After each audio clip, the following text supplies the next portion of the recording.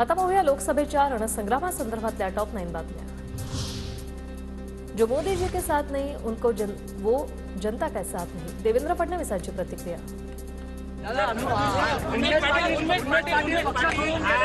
अरे बाबा, एक लक्षात ठेवा, जो मोदी जी के साथ नहीं उसको जनता का साथ नहीं, जो मोदी जी के साथ नहीं उसको जनता का साथ नहीं।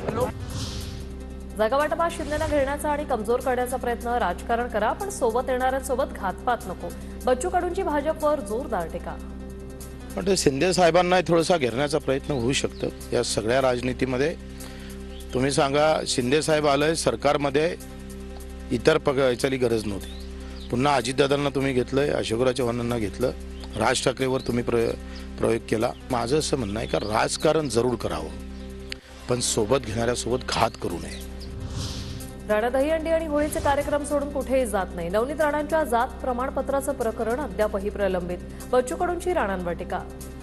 अंदूरले आचरपूरले ते आल्या होत्या तर तेव्हा काय म्हणते ते गोविंदाचा कार्यक्रम होता, मेळघाटले त्या होळीले जातात, त्याच्याशिवाय करसगावले गेले, आपण मोठं गाव आहे शिरसगाव कसब्याला कधी गेल्या, घाटलाट गेल्या कधी गेल्या, कुठेच नाही।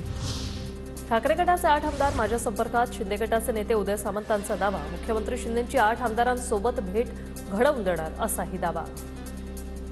आमदार जे उरलेले आहेत उबाठामधले त्यातले 8 आमदार माझ्या संपर्कात आहेत, शिंदे साहेबांच्या नंतर माझ्या संपर्कात आहेत, मी शिंदे साहेबांची भेट घालून देणार, त्याच्यावर त्यांना क्लॅरिफिकेशन विचारा ना। 8 आमदार मोजून नावं पण पाहिजे तर सांगतो।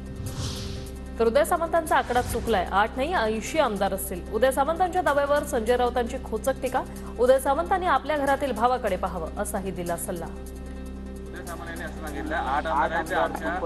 नाही, ते आकडा चुकलाय, 80 आमदार असतील, 80 आमदार असतील, बरं का, आपल्या घरात आपल्या भावाकडे आधी पहा म्हणावं।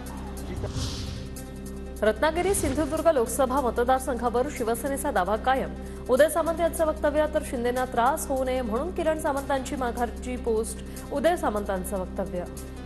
तिकीट वाटपामुळे शिवसेनेचे जे मुख्य नेते आहेत एकनाथ शिंदे साहेब यांना त्रास होऊ नये या पद्धतीनं त्यांनी काल रात्री 9 वाजता ती भूमिका घेतलेली होती।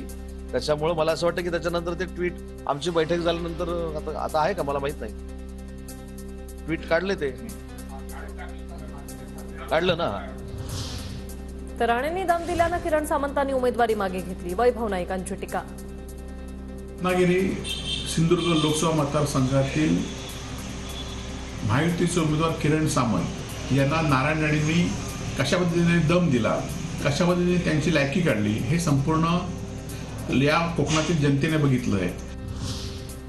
रत्नागिरी सिंधुदुर्गात नारायण राणे विरुद्ध विनायक राऊत असा सामना आम्हाला हवा, विनायक राऊत विक्रमी मतांनी विजयी होतील, संजय राऊतांचा राणेंना टोला।